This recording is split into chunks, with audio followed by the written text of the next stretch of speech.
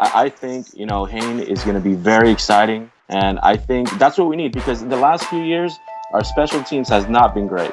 But I think Hayne can definitely add that explosiveness that we definitely need for special teams.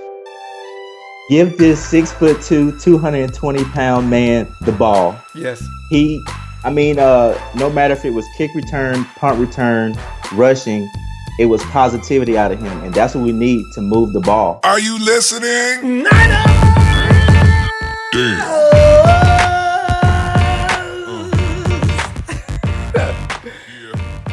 Watching this game, it took Colin Kaepernick all of 5, 6, 7, 8 minutes to divide the entire 49er empire? It was just a few minutes after the game started, he already had us at each other's throats. Let me say this though right now. That first little crossing pattern, did you see Anquan Bolden? Did anybody notice that Colin had nice touch on that pass? Nobody said anything about that. He drops back a few minutes later, looking for Torrey Smith downfield. He guns it. A beautiful shot. Comes down just a little bit long. Not long. Everybody was talking about, oh man, they missed it by... No, he didn't. He missed Torrey by just a few feet. This is why I'm saying, at least Colin will try these things. He is nobody's coward. They'll get that right. Of course they'll get that right. It's only the beginning. And before you know it, that connection is going to be solid. I go over to Twitter a little while later, right? Guy sends me a note in the personal messages section, or DM, whichever way you want to call it. He says, Ronbo, dude, you're cool, but you're in the wrong camp. Are you a Colin Kaepernick apologist? I write back to him, an apologist? Come on, man. It's preseason. He didn't answer me.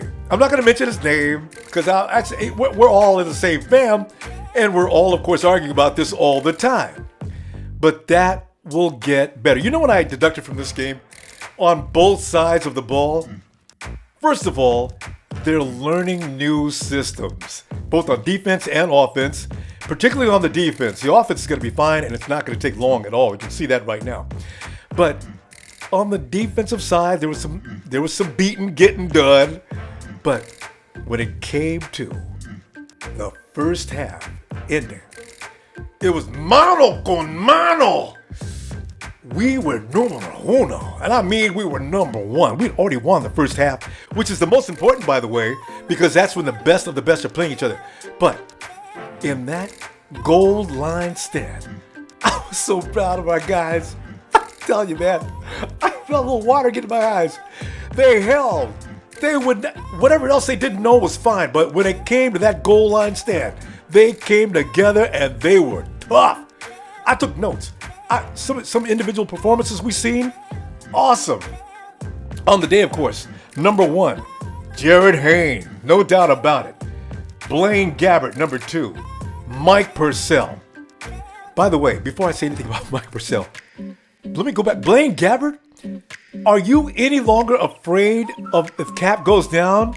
Can Blaine handle it? He was beautiful. Mike Purcell, where have they been hiding this guy? The dude is awesome. Nick Moody. Nick led the team in tackles on this day.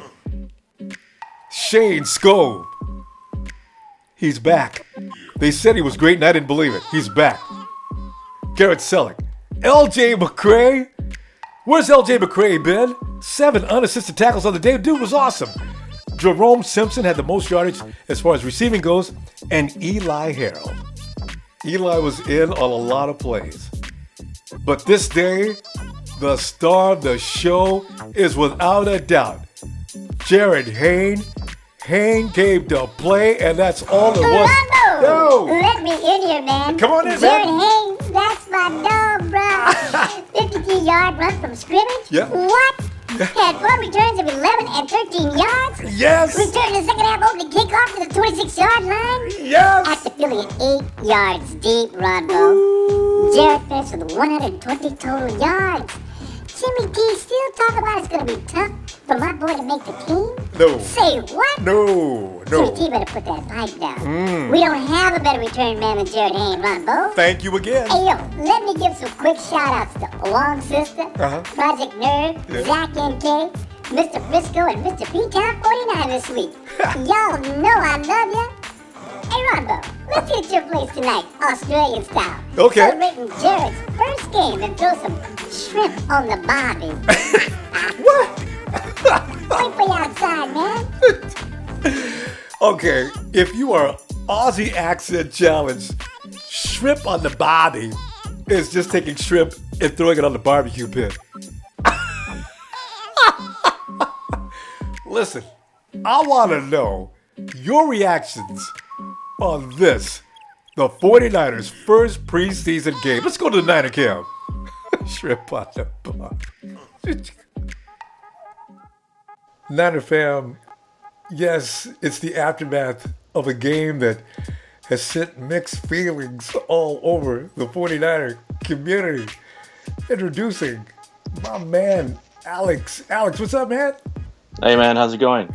It could be better, man. It will get better too. Wait, so you're calling us from where? Southern Cal, I believe. Yeah, Southern California, Rosemead, California to be specific. All right. Well, Alex, you know how Colin Kaepernick has got to be the most polarizing. Man, the dude cannot get no love. Colin Kaepernick could walk down the street and people started hating on him. Yes, the game, he throws 3 passes. And he's got the media all over him. 49er fans are all over him. 3 passes and 1 he overthrows of Torrey Smith. Alex, how are you feeling about Colin Kaepernick? Are you mad at him? No, not at all. Not at all. He went 1 for 3 yesterday, but if he would have made that completion, that long completion, I mean, you would have had all the Niner fans right behind him. But, I mean, he missed it, you know? He did have some misses like this last season, but, you know, I think it's just progression. First game, preseason, you know, I don't think we should make too much of it. I think he'll be ready and good to go by game 1. Mm-hmm. All right. Now, the defense. The defense seemed to be a little tight. The Texans were able to do anything they wanted to do. What is your feeling on that? Kind of like what you saw. I mean, I saw that they found some holes in our defense and our secondary. That was kind of one of our concerns last season. I did see some good points. Bethea had that tackle to save the touchdown. There were some few good hits out there. But what I was most proud of was the 2 goal line stops that we had. I think it's a little too soon, but I mean, I think there's some things to address. It will be in the secondary. And remember also, this is not Vic Fangio's defense. Now it's Mangini's defense. Now, hopefully, and I'm thinking that as Mangini has a more active defense, it may take a little while longer just to get a grasp of that defense and be able to perform. Would you agree on that as well, or what are you feeling on that? Yeah, no, definitely. I mean, I think anytime that you have a new coach come in, a new scheme, a new defense, I mean, it takes time. It takes time for these players to set in. Mm-hmm. But I'm very confident with our veterans, and we have some new guys coming in. I was really happy to see Tank Carradine back on the field and Moody as well. So, I mean, we have a lot of things to look forward to. So I'm excited about this team. You mentioned Moody. I've actually got into an argument with several people in the last 24 hours about Nick Moody. Now, he did possibly fail on some of the pass coverages, but it seems like Nick Moody was in on every defensive play while he was in the first half. Did you see what I seen, or do you agree with the Nick Moody? All of a sudden, we don't like Nick Moody people. No, I completely disagree. There was one key play where he missed a tackle, and you saw his frustration. He hit the floor. But, I mean, he made it up. He was very active in those 2 goal line stands. So Nick Moody is definitely a key asset for our defense. I think he's going to have a big year this year. I mean, I think that whole front line, you know, they have a lot to prove. And I think they're, you know, motivated with all of our losses and all of the players that we lost. That's just going to fire them up. They're going to be fired up. All right. And also, Nick Moody hits harder than Will Hoyt. And I ain't got nothing against Will Hoyt, but Moody hits a lot harder, and it seems that he's quicker. Will Hoyt was good on plays, but it seems like Moody was just always on it. Yeah, Moody looks like he's a little bit faster off the ball. I think he needs work with anticipation of where the play might go. But I agree with you. I think he hits a lot harder, and he's a couple steps a little bit faster than most. So yeah, I think he's going to be what one of the players to look out for this year. Who was Mike Purcell? Did you know anything about Mike before? I says, who was that making those plays? Mike Purcell was like bending them up at the goal line stand. Was Mike Purcell? I mean, his signature was all over every play. Yeah, no, and it was funny because I was watching the game and it was televised by the Houston announcers, and they were kind of reacting the same way. Like, who is this guy? But yeah, I think Purcell is a name that's going to be a household name once the season comes around. He's definitely a hard-hitting player, and he's going to be a very, very good defensive player for us. Because that's either Ian Williams, he's a nose tackle. That's either Ian Williams or Glenn Dorsey. Dorsey's now playing the defensive tackle spot, so that means he can stay there. Let Purcell play. That dude is strong and fast. And that's a good point. And actually, thank you for bringing that up, because I mean, if you really think about it, a lot of these players are playing different positions, so it's going to take a while for them to get accustomed to these new positions. And I think it showed last night. But again, it's preseason. We shouldn't worry about it. I think there were some good things that came out of that preseason game. Thank you. That was my point yesterday when I was on Twitter and every other medium. Oh, man, the 49ers are going down the tubes. I said, come on, this is a preseason game.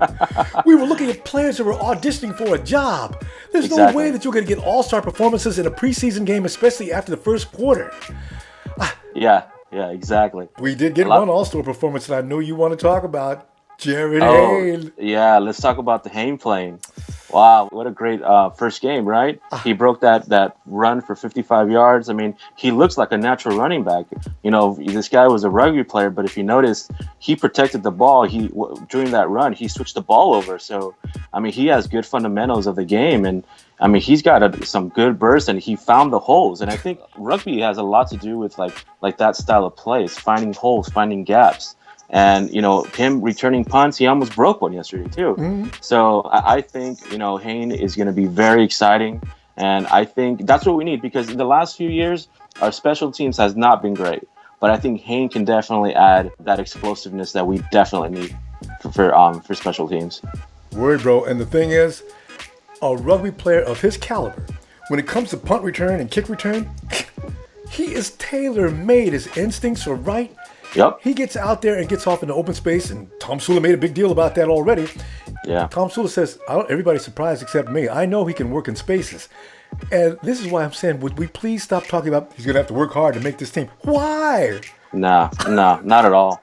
Not at all. I think yesterday just showed it, the kind of player that he could be. I mean, this guy's making the team. No question. We definitely agree on that, boy. I tell you what. Hey, I'm looking forward to next weekend, and I know we're going to get some better things. And Kaepernick's got to be out on that field a little bit longer, just to make his critics calm down. God. Man, I have this discussion with my friends every week. I have a friend of mine, he's just hating on Cap, and but it's like people forget he took us to the Super Bowl.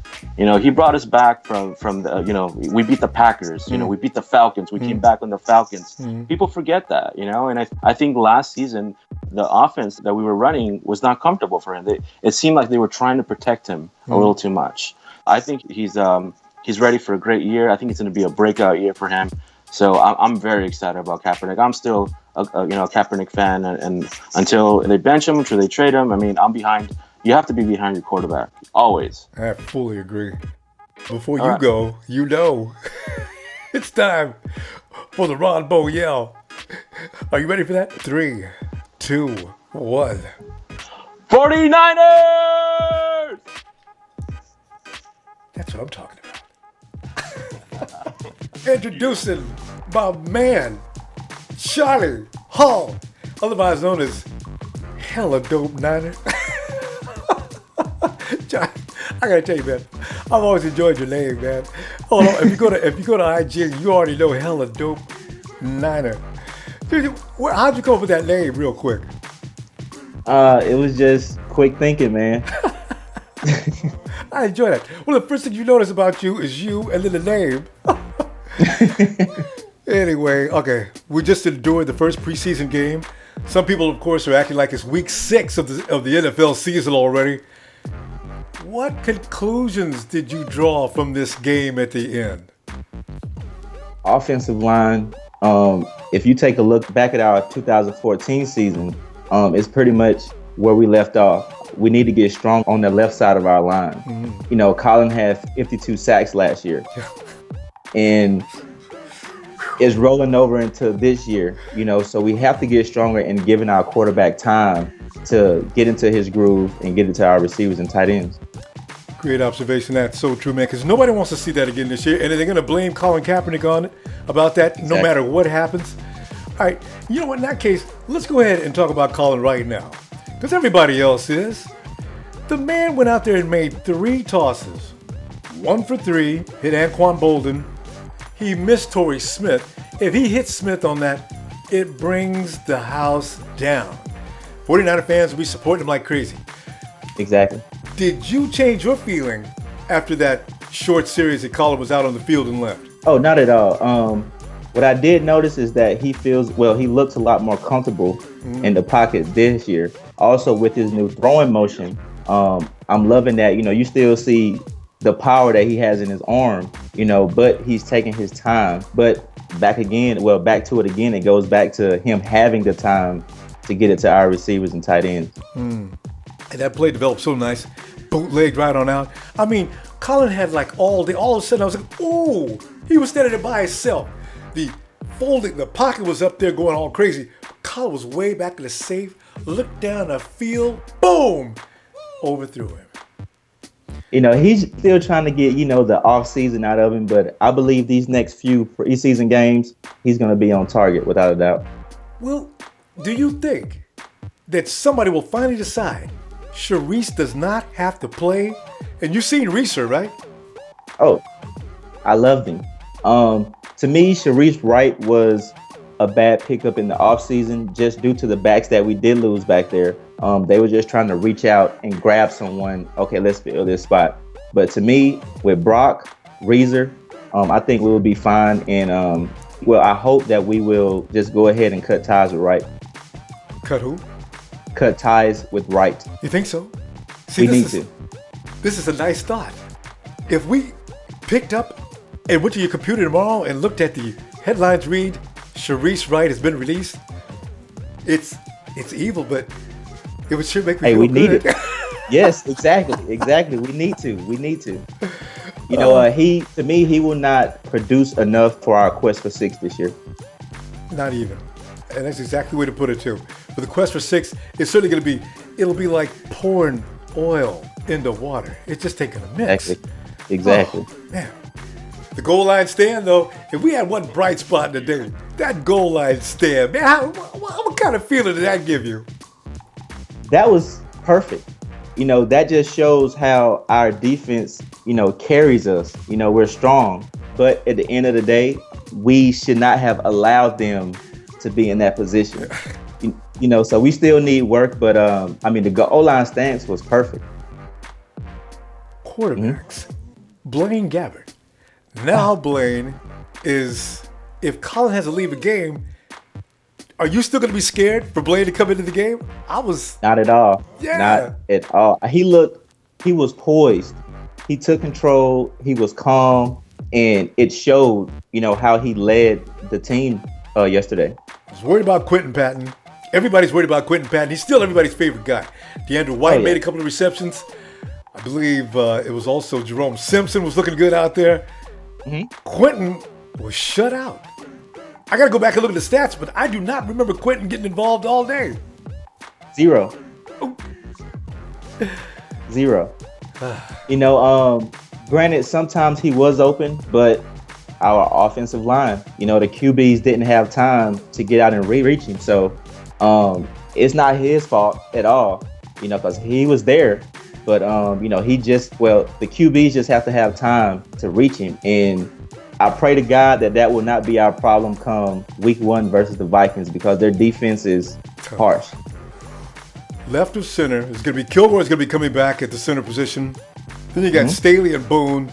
The right side is going to be Pears, and the guard position is still up in the air. It could be Marcus Martin, but Marcus Martin is not fulfilling last year's promises this year, and it looks like it may be Brandon Thomas. I don't know right now, but they say they'll make a decision on this a little bit later. Jarryd Hayne, though, that's the man. How did Jarryd? Did he have a smile on your face the whole game? How was you feeling about that? Give this 6'2", 220-pound man the ball. Yes. No matter if it was kick return, punt return, rushing, it was positivity out of him, and that's what we need to move the ball. And when he gets into open space, that's his element. That's his game. It's lovely. Exactly. That's what rugby league does. And he's one of the best at it. Nobody ever hit Jarryd on the first shot. The first man always missed. And that's what we need. We need to continuously move the ball. And with him, I truly believe that we will be able to put points on the board. And that's what we need. We need to score points to win. Absolutely. Because the defense is going to be okay this year, but it's still going to be necessary to score at least 25 to 30 points. Exactly. And in that case, to talk about Jarryd not possibly making the team, is that out of the question? I believe after his performance yesterday, the coaches in the front office has a whole different point of view on him now. So I do believe that he will be a part of our roster. So we got a big round of applause for the making of the roster by Jarryd Hayne. Yes. Charlie and I definitely confirm it right now. Charlie, before you go, got to give me the holla. I know you can do it. On 3, 2, and 1. 49er faithful! I think your voice is doing all right. Thanks, Johnny. Alex, thanks for joining me today, guys. And let me hear from you on the comments section about this first preseason game. There's a lot to talk about. And what we don't talk about there, let's go to Facebook, Instagram, Twitter. Name is always going to be the same, Ronbo Sports. And please don't forget to subscribe. So when I come looking for you to talk about what's going on with our team, you'll know I'm looking for you. Did I say our team? You know that's my cue. Count me out. 7, 6, 5, 4, 3, 2, 1. You'll never have my secret, Stone.